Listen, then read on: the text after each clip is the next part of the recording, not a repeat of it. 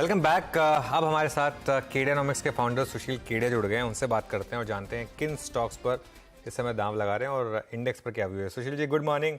शुरुआत हर बार की तरह आपकी कुछ रॉकेट कॉल्स के साथ बताइए। जब तक मिलेंगे रॉकेट्स हम चलाते रहेंगे, पर ऐसा भी दौर आएगा जब ये रॉकेट्स पलट सकते हैं। तो देखिए, चेन्नई पेट्रो में हमारा वापस एक रॉकेट कॉल है। 510-20 की चाल है इसमें। एक बार 4-5 दिन में बढ़ गया। थोड़ा पुल बैक में इसे लिया जाए। इंडिया बुल्स रियल एस्टेट में मुझे बिल्कुल इंडिया बुल्स हाउसिंग फाइनेंस जैसी स्टोरी और चार्ट बनते लग रही है। ये पुल बैक्स के लिए भी वेट करना शायद मुनासिब नहीं होगा इसमें। अगला पड़ाव 120 और वहां थोड़ा सा विराम और विश्राम करने के बाद 180 की चाल लगती। कोई धैर्यवान हो तो मुझे साल डेढ़ साल में 300 भी हो जाएगा तो बड़ी बात नहीं लगती। तो यहाँ 5 बैगर तक की स्कोप है। आईओएल केमिकल्स ये एक स्टॉक है जो अब 4-5% की तो जगह रखनी पड़ेगी अगर 200-300% कमाने किसे। तो IOL chemicals debt free company 4-5 साल से बढ़िया ग्रोथ दिए जा रही है, बढ़िया मैनेजमेंट है और बिल्कुल टकाटक मजबूत इसका चार्ट है। मुझे जरा भी संशय नहीं है, कोई भी विस्मय नहीं है ये सोचने में और रिकमेंड करने में कि ये 390 95 400 वाला 1200 रुपए में आराम से 8-10 महीने में बिक जाएगा। और कोपरान जो कि लास्ट वीक हमने कॉल दिया था, तो जो ब्लास्ट आया, पर इस ब्लास्ट में भी ने 2-2 5-5 रुपए की ट्रेडिंग के चक्कर में कोपरान में भी 5 बैगर की स्टोरी बनेगी साल डेढ़ साल में। और इमीडिएट होराइजन में अगले 1.5-2 महीने में मुझे ये 320-25 का भाव इसमें लगता है। अब देखिए, जो बहुत सारी बातें अब होने लग गई है कि केमिकल स्टॉक्स के अंदर में बड़ी तेजी है। तो केमिकल्स का सेक्टर एक ऐसा है कि बड़ा सेक्टर है, बहुत सारे तरह के इसमें स्टॉक्स हैं। कुछ स्टॉक्स केमिकल में ऑलरेडी टॉप के करीब है, पर अभी भी हमें बहुत सारे स्टॉक्स ऐसे दिख रहे हैं जहां डबल ट्रिपल की मूवमेंट आ सकती है। तो आरती ड्रग्स, इसे अगर हम इन्वेस्टमेंट के हिसाब से लेंगे, सट्टा वट्टा करने की चीज नहीं है, तो इसमें भी मुझे 1200-1300 का भाव आने वाले साल भर में नजर आता है। आप स्पार्क को भी एक केमिकल्स की कैटेगरी में ले लीजिए। 225-30 के ऊपर ये चल पड़े तो डबल हो जाए। और फाइन ऑर्गेनिक्स ऑलरेडी इसमें अच्छा ब्रेकआउट आ चुका है। अगला पड़ाव 6000 6100 और वहां थोड़ा विराम करने के बाद ये 8200 भी लगता है। गुजरात एल्कलीज मुझे डबल के यहाँ से ट्रिपल होता लगता है। सब डिलीवरी के सौदे उठा के बैठने पड़ेंगे, वो ऑप्शन ट्रेडर्स के लिए हम काम नहीं कर पाते हैं। और जितने भी अमाइन के स्टॉक्स हैं, धीरज के साथ आप अगर इन्हें उठा के बैठे तो ये सब डबल ट्रिपल हो जाएंगे। केम्प्लास सनमार्क, ये भी हमने अपने सब्सक्राइबर्स को लास्ट वीक रिकमेंड किया। 485 480 तक की पुल बैक कभी भी रूल नहीं की जा सकती है। बट 530-32 के ऊपर चल पड़ने के बाद इसे लिया जाए तो ये भी 2 गुना 3 गुना हो सकता है।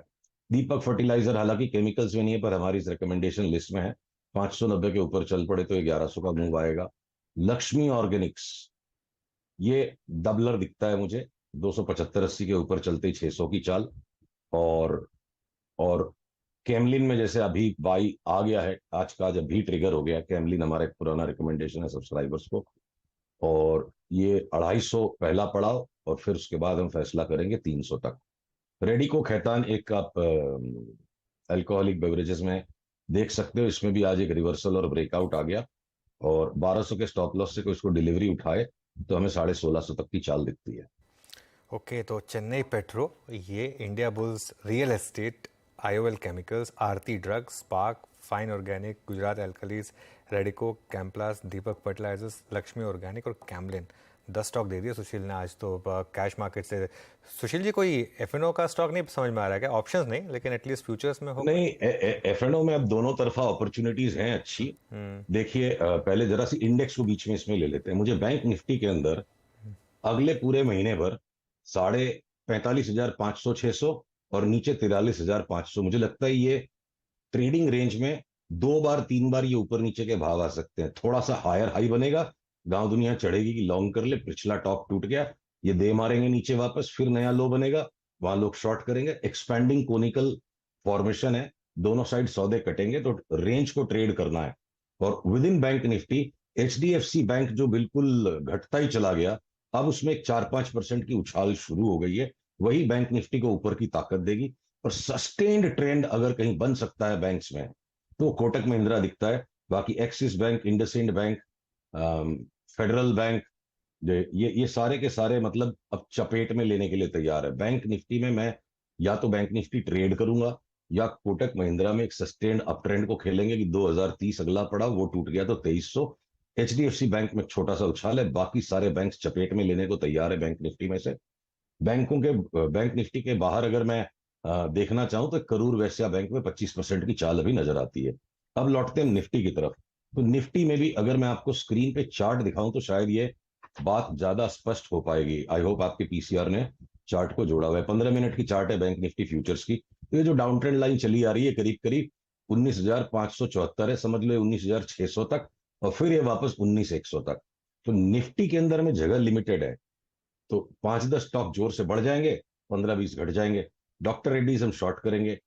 कोफोर्ज हमें लगता है यहां से भाव 2500 रुपया हो जाएगा।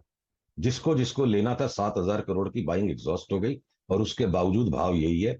कल परसों तक अगर कोफोर्ज ने प्लेसमेंट दिन के हाई को क्रॉस नहीं किया तो हम आधी पोजीशन शॉर्ट की लेंगे, और उसके बाद 4,900 के नीचे चलेगा तो हम चढ़ जाएंगे, इस पर बस बेचते चले जाएंगे। 2500 तक ये रुके नहीं, ऐसी कोफोर्ज की चार्ट लगती है। ये देखिए आपके सामने कोफोर्ज की चार्ट है। ये पूरी तरह से डिस्ट्रीब्यूशन हो चुका है, और ये जो पैटर्न नीचे से बना है 3250 से, ये महज एक रैली है। जो बड़ा लॉन्ग टर्म डिक्लाइन यहां से शुरू हो गया था उसका सिर्फ करेक्शन किया है कोफोर्ज ने, और अगला पड़ाव हमें यहां तक लगता है, पर ट्रेड को ट्रिगर करने के पॉइंट्स हैं। तो उन कल तक अगर ये वापस नए हाई पे नहीं जाएगा तो ये बिल्कुल पक्का शॉर्ट है, और 4,900 के नीचे इसको हम और बेचेंगे। कोटक हो गया। अब फाइनेंशियल्स में एक अच्छी खासी बढ़िया रैली है।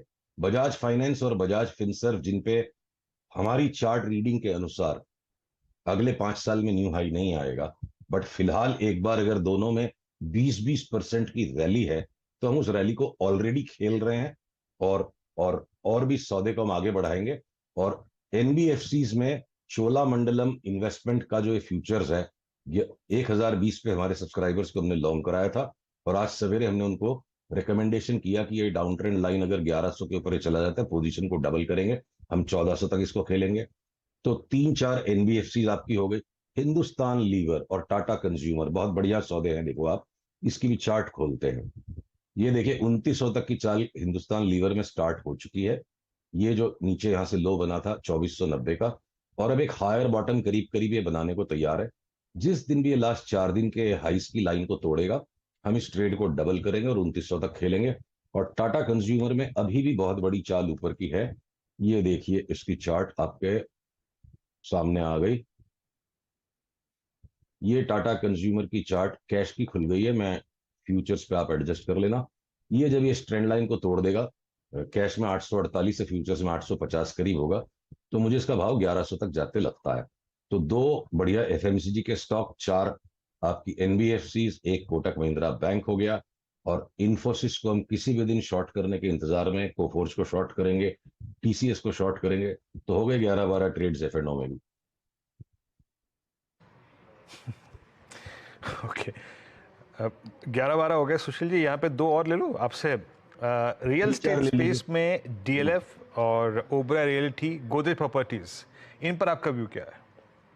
बिल्कुल वही व्यू है जो पहले से भी आपको दिया था कि गोदरेज प्रॉपर्टीज को छोड़ के ये डीएलएफ और ओबरॉय रियल्टी को हम शॉर्ट करके पैसा कमाने की बार बार कोशिश करेंगे। एक राउंड शॉर्ट का यहां से बना। अब ये देखिए डीएलएफ में छोटी सी रैली आ गई। हम जिन स्टॉक्स में हमें बड़ी चाल नीचे की लगती है उसकी रैली में हम पार्टिसिपेट नहीं करेंगे। हम टकटकी लगा के बैठे रहेंगे।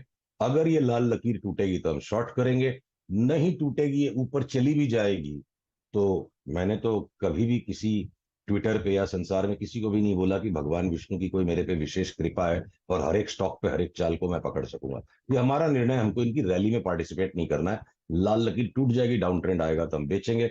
और ओवरऑल रियलिटी की तो चार्ट बड़ी संगीन सी और गंभीर सी परिस्थिति में है। देखिए ये आप देखो ओवरऑल रियलिटी की चार्ट जो है, ये जैसी इस लाल लकीर को तोड़ेगी, मुझे कोई भी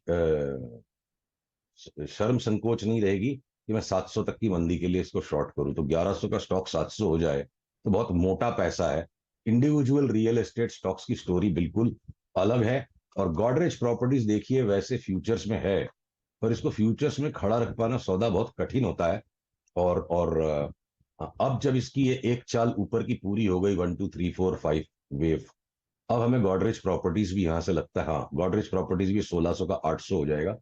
ये डाउन ट्रेंड स्टार्ट हो चुकी है और इसको हम एक राउंड डाउन मूव का खा चुके। अब ये वापस माइनर अप ट्रेंड लाइन, लाल लकीर टूटेगी तो हम शॉर्ट करेंगे, नहीं टूटेगी तो छोड़ देंगे। तो ये तीनों बड़े वाले रियल एस्टेट स्टॉक्स जो फ्यूचर्स में और शॉर्ट के लिए हैं।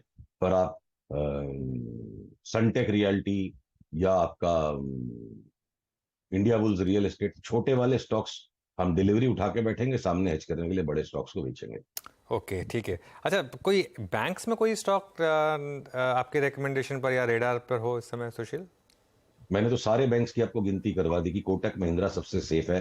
बाकी बाकी जितनी भी बैंक निफ्टी के स्टॉक्स है वो बिल्कुल लपेट में ले लेंगे हमें। एचडीएफसी में 4 साढ़े 4% तक की एक रिबाउंड अब आ सकती है, बहुत ओवरसोल्ड हो गया। और शॉर्ट टर्म ट्रेडिंग के लिए अगर हमने करूर वैश्य बैंक के कैश का स्टॉक है जिसमें 25% की रिबाउंड हम खेल सकते हैं। और जो पीएसयू के जो छोटे वाले बैंक है देखिए, वो आईओबी, यूओबी, सेंट्रल बैंक, जिनको हम लंबे समय से दबोच के बैठे हुए हैं। देखिए बहुत अच्छी गॉसिप है बाजार में, और हो जाए तो अच्छा है, सारे देश के लिए अच्छा है कि इंडियन बॉन्ड्स अगर अब ग्लोबल बॉन्ड इंडिसेस में इंक्लूड हो जाएंगे तो 20 से 30 बिलियन का ओवरनाइट सडन फ्लो किसी भी दिन इंडियन बॉन्ड्स में बनेगा। तो ये जो पीएसयू बैंक्स जिनके पास लोन बुक को ग्रो करने की मार्केटिंग स्किल्स नहीं थी, ये बहुत बड़े टेन बैगर बने जब 10 साल तक लगातार इंटरेस्ट रेट्स बढ़े कि लोगों ने जा जाके लोन ढूंढे। ये जाके लोन बांट नहीं पाते, इनके पास जाके लेना पड़ता है।